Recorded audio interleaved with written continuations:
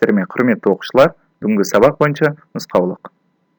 Егер оң жағында қаламның белгісі болса, онда берілген мәліметті дәптерге көшіреміз. Егер де оң жағында тыңдалым белгісі болса, онда берілген мәліметті тыңдаймыз. Сабақтың жоспары: өткенді еске түсіру, жаңа сабақ, есептер шығару, өздік жұмысы. Бірінші кезеңнен бастайық. Өткенді еске түсіру. Сіздерге ауызша сұрақтар беріледі, жауап беруге тырысыңыздар. Бірінші, жай бөлшек деген не?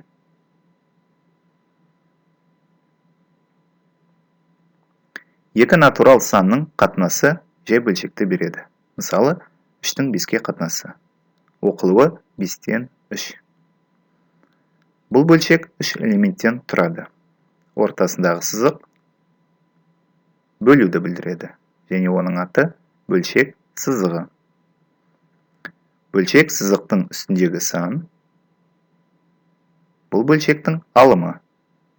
Бөлшек сызықтың астындағы сан бұл бөлшектің бөлімі болып табылады. Келесі сұрақ: санды қандай санға бөлуге болмайды? Санды 0-ге бөлуге болмайды. Мысалы, 3 бөлу 0, 12 бөлу 0, минус 5 бөлу 0, тағы сол сияқты. Бұндай амалдар біз орындай алмаймыз. Яғни, мағынасы жоқ деген сөз. Яғни, бөлшектің бөлімінде 0 саны жазылмайды. Осыны есте сақтаймыз. Бірмүше дегеніміз не? Сандар мен айнымалылар және олардың дәрежелердің көбейтіндісі. Мысал келтірейік. А көбейту Б көбейту С, X-тің 5 дәрежесі, 12 көбейту X-тің 4 дәрежесі көбейту Y. Тағы басқа. Көпмүше дегеніміз не? Бірнеше бірмүшелердің алгебралық қосындысы. Мысалы, 5x қосу y, x квадрат қосу 3, минус 3a-ның 4 дәрежесі қосу bc. Тағы басқа. Мінеки, өткенді еске түсіріп болдық. Кезеңге көшейік. Дәптерлеріңізді ашыңыздар. Бүгінгі күнді жазайық. 6 сәуір. Сынып жұмысы. Бүгінгі тақырып алгебралық бөлшек.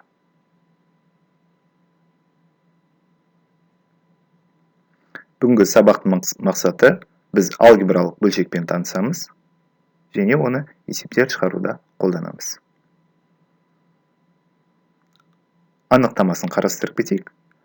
Алымы мен бөлімі көп мүшелерден тұратын бөлшекті біз алгебралық бөлшек деп атаймыз.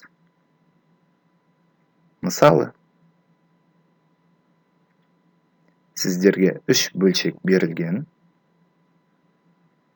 3 бөлшектің де алымында да, бөлімінде де көп мүшелер жазылған.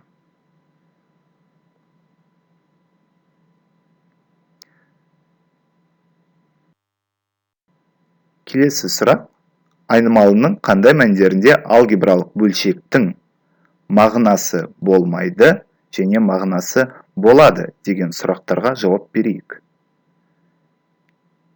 Яғни, мағынасы болмайды бұл бізде бірінші пункт болсын, мағынасы болады бұл екінші пункт болсын.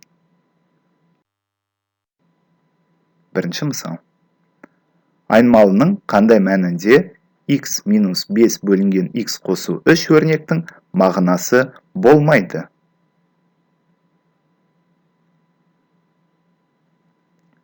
Шешуі. Дәптерге жазамыз. x минус 5 бөлу x қосу 3. Алымында да бөлімінде де бізде x деген айнымалы жазылған. Бірақ бөлшектің мағынасы болмау үшін бізде бөлшектің бөлімі 0-ге тең болмауы қажет. Яғни, x қосу 3 тең емес 0. Егер 3-ті теңдіктің оң жағына жіберсек, x тең емес минус 3 деген теңдік шығады.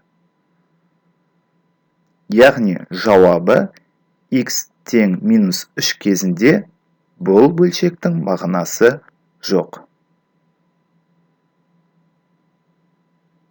Тексеріп көрейік. Расымен де, егер x-тің орнына -3 қойып көрсек,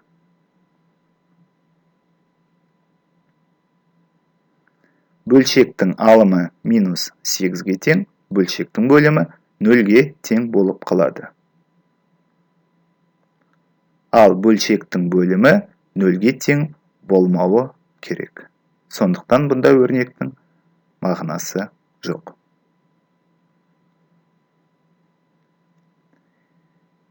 Келесі. Екінші пункт, екінші мысалды қарастырайық. Бұл жерде айнымалының қандай мәндерінде x квадрат азайту 5x қосу 1 бөлінген x минус 12 өрнектің мағынасы болады. Дәптерге жазайық. Мағынасы болатын анықтау үшін біз алдымен бірінші мысалды қарастырайық. X-тің қандай мәнінде өрнектің мағынасы болмайтынын анықтайық. Яғни x бізде 3 жерде жазылған, бірақ бізге қажеті тек қана бөлімі. Яғни x минус 12 тең емес 0. Бұл жерден x-ті өрнектесек, x тең емес 12 екені анықталады. Яғни 12 кезінде мағынасы болмайды, қалған барлық сандарда мағынасы болады. Оны жауап түрінде жазу үшін біз координаталық түзу сызайық. Осы координаталық түзудің бойына нүкте белгілейік, сол нүктені 12 деп жазамыз. Минус шексіздіктен 12-ге дейін және 12-ден плюс шексіздікке дейін бізде барлық нақты сандар жиыны. Яғни жауабы минус шексіздіктен 12-ге дейін және 12-ден плюс шексіздікке дейін осы өрнектің мағынасы болады. Бұл жауап басқаша барлық мүмкін мәндер жиыны деп те атайды.